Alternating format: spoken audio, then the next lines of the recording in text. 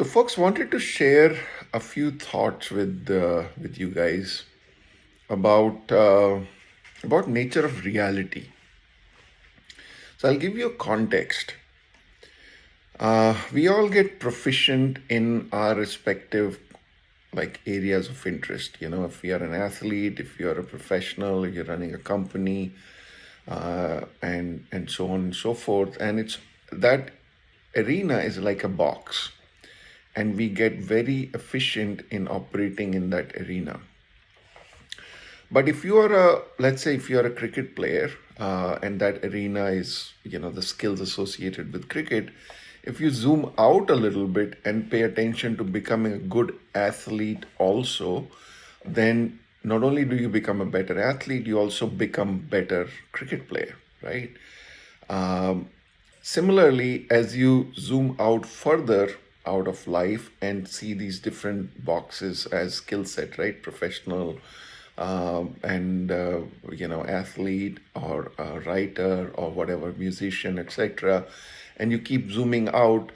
There is an argument to be made that if we understand life for what it is a little bit better, then it impacts everything else, all the little boxes that we operate in.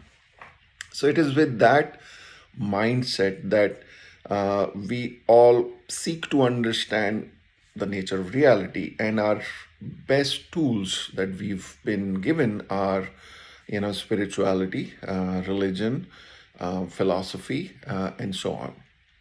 So, uh, even though we have these tools available to us, if we were to ask, or if you were to ask me, what life is really about, there's a definitely a question whether I have a clear understanding or not. I may have come up with some operating principles that are meaningful. For example, one should be kind to others, one should be compassionate to other living things, etc. One should serve others, etc. These are operating principles, but what are they drawing off of is still very hazy for most of us, as it has been throughout my life. Now, I grew up in India, and one of the constructs of understanding life comes is informed by the by Hinduism, which is the native religion where that I was born into. Some other people may be born into the other religions, Christianity, Islam, etc. And so, for example, all the Abrahamic religions, the value and purpose and construct of life is fairly straightforward. There's this world. It is, you see for what it is. There's a tree, there's grass, there's animals, and God created it. It has intelligent design, and the reason you have God is because even a very basic cell phone, which is an intelligent design, has to have a designer, a creator. So this whole universe, which is extraordinarily intelligent design, has to have something that created it or designed it. And then they do this the trick on you, that once you start nodding on yes, there is a possibility of intelligent design, then they start telling you, let me tell you what all that God entails, and what his properties are, and what he expects from you, and so on. So that is just what it is. On top of that, there is an the fact that because there is an intelligent design, and therefore God, uh, why wouldn't God need to be and have an intelligent designer on top of him? So there's an absurdity with that logic, right? If your logic is something else, we understand. But if the logic is because there's a smart cell phone, you need an intelligent designer, and because there is a smart universe, you need an intelligent designer for that, therefore God, then what about God, right? So it's a very beaten up argument. Everybody has asked it. There is, people do all sorts of double backflips navigating around it, but that's not what this discussion is about. The other aspect, the Eastern thought processes, spiritual directions, etc., have talked about this concept of Maya, that this world is actually an illusion. And I have never like really rebelled against it, but I have never been able to get past the gate. So let me tell you what I mean. So I pick up a stone, bang it against my head, and my head bleeds. But you are telling me that this is all Maya, this is all illusion. I have, my daughter falls down and scrapes her knee, and she's in pain, and therefore I am in pain, and it is all illusion. So what do you really mean by it? And that gate I've never been able to quite cross until hopefully recently, which is what I want to discuss a little bit. So when we look at these pieces, right, the understanding of what life is really about and what are the different constructs that have been given to us, there is merit to kind of investigating them a little bit. And in that investigation is what some of this information I have gleaned through from multiple sources, some philosophical sources, some spiritual, philosophical sources such as Vedanta, etc., and have come to a place where there is a little better understanding, which is what I want to share. I believe that a lot of us struggle with that.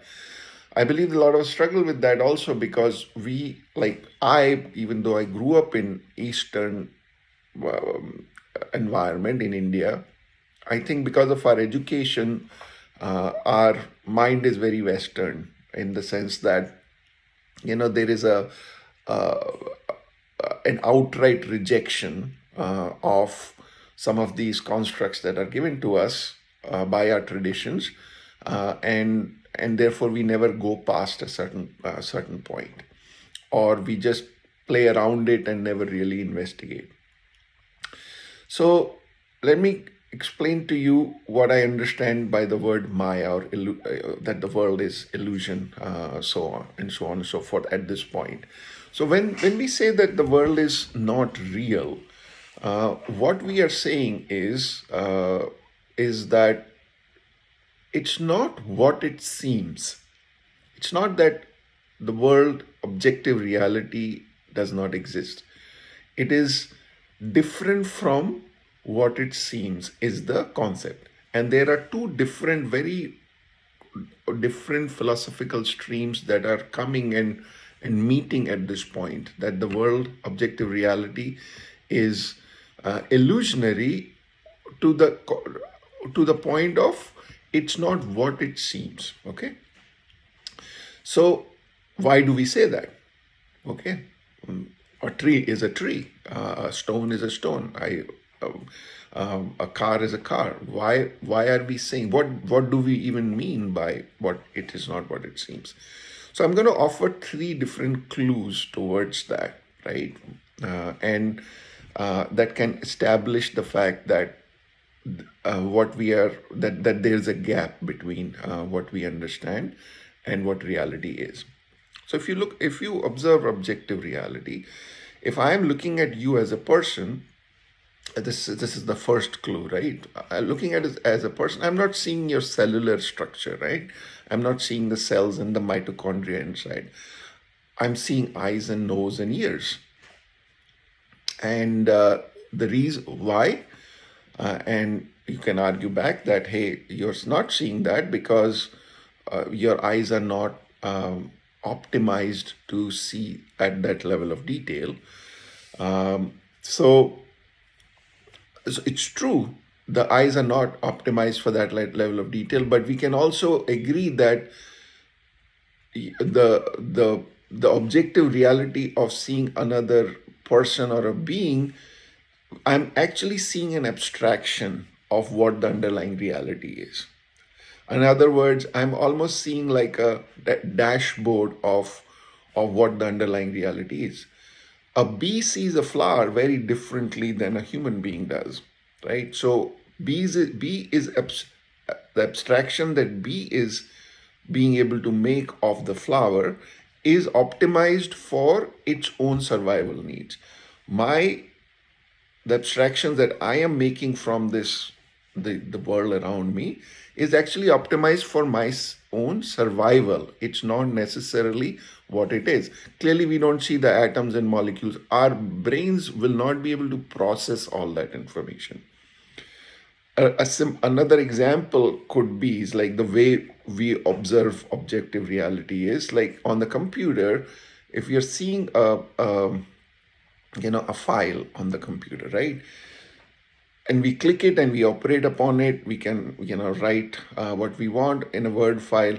But if we were to see all of the switches of ones and zeros on and off and coming on and off, there is no way we will be able to operate on that file.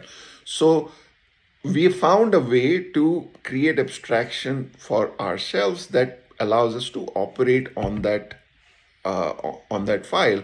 Similarly, nature has optimized our ability to observe and hear and see the world in ways that are optimized for our survival, not necessarily for what it is. So that's one clue. By itself, it may mean something to you, it may not mean something to you.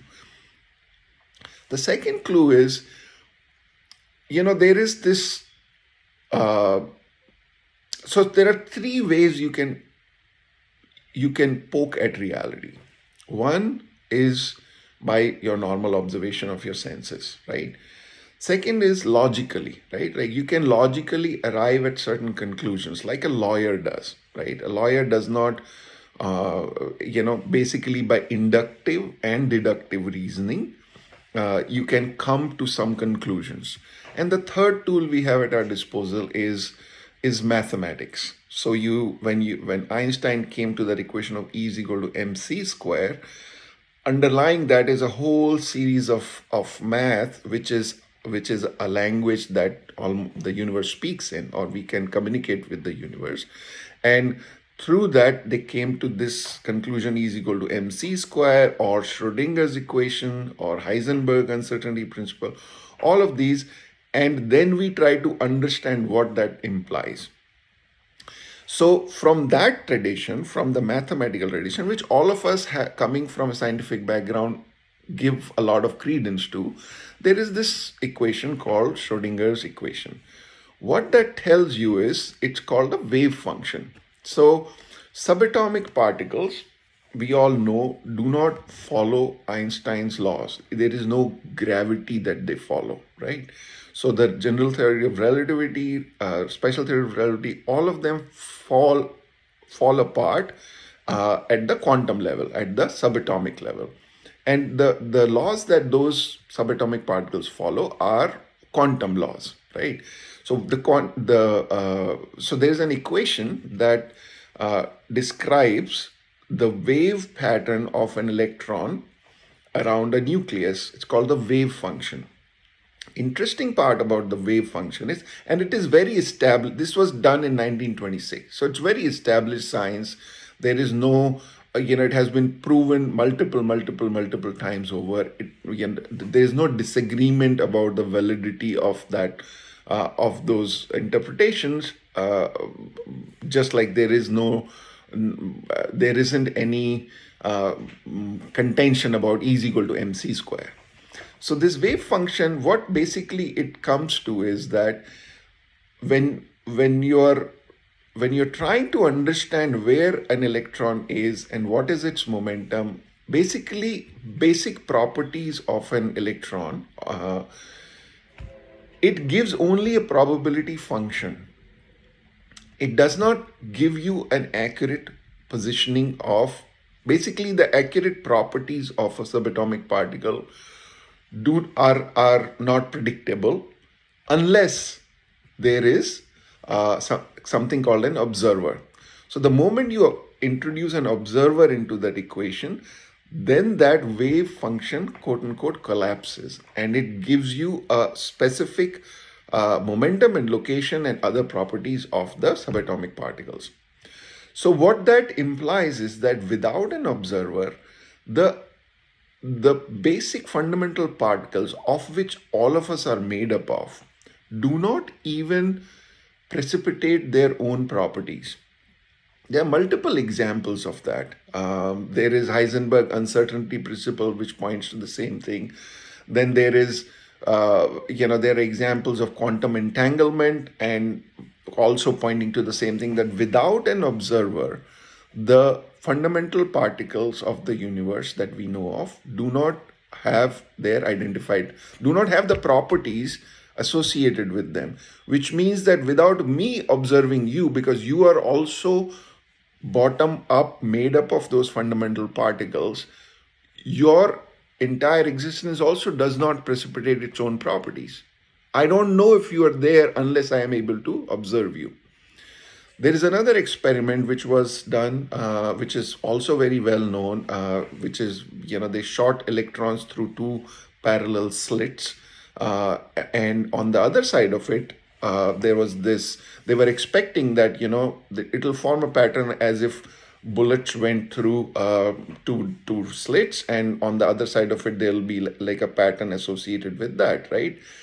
But on the other side, what it turned out was a diffused pattern of dark and light lines, which meant that the what we were shooting through those slits was actually behaving more like a wave rather than a particle. But a lot of us don't know the full extent of this experiment. When they put an observing device on this side of those screens, the other side started showing the same pattern as if bullets were being fired from this side. So electrons assumed their particle behavior when by only us putting a observing device on this side.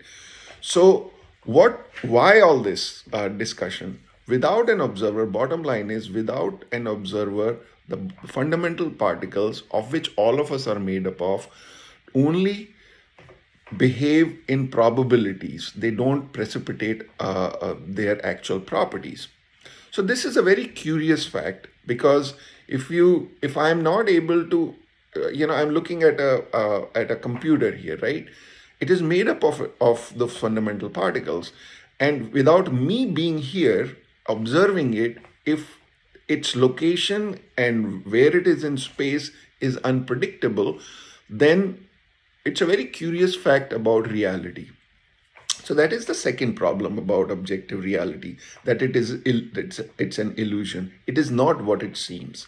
Number one, which I said, was what we are seeing is an abstraction which is optimized for our survival benefit through evolution. So it's not really what it is. It is coming to us in a way that we can operate upon it. So it's not. So there's a gap between what it really is and what we are seeing it, and different beings see reality very differently. So it's not, the objective reality is not what it is. Second is this, what I just mentioned. Without an observer, there is